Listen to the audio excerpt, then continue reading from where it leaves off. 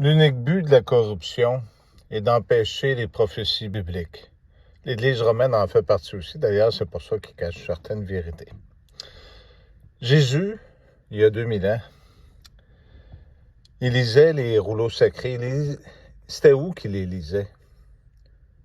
Dans des synagogues juives. Jésus a ouvert la porte à tous les autres peuples, y compris à certains sionistes qui devaient faire des choix.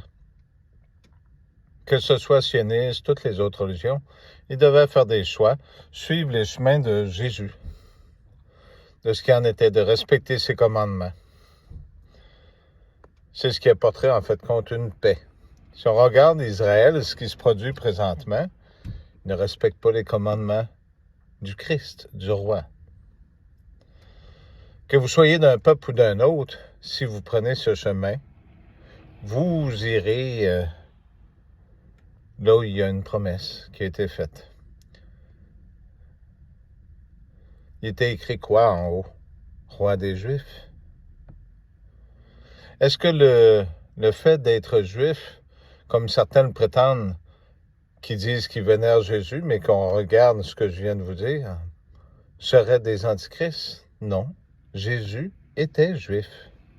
Jésus a ouvert la porte. L'Église romaine, comme vous l'avez connu, vient simplement en 323 de Constantin. Elle ne vient pas de Jésus-Christ. Ce qui est Jésus-Christ, c'est le temple lui-même. Vous suivez ce chemin et vous aurez la bénédiction. Il y en a seulement un chemin. Il n'y en aura pas d'autre.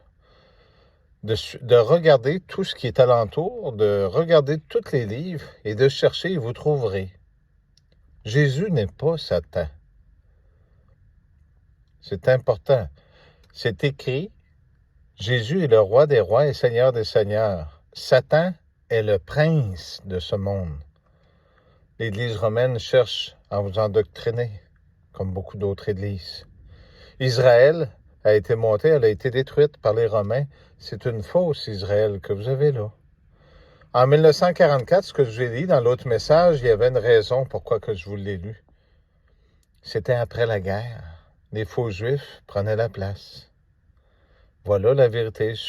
L'étoile, que j'ai placé un message au propos de cette étoile maudite. C'est vous qui savez ce que vous choisissez. J'en subirai aussi les conséquences. Mais Jésus ne vient pas pour détruire la vie.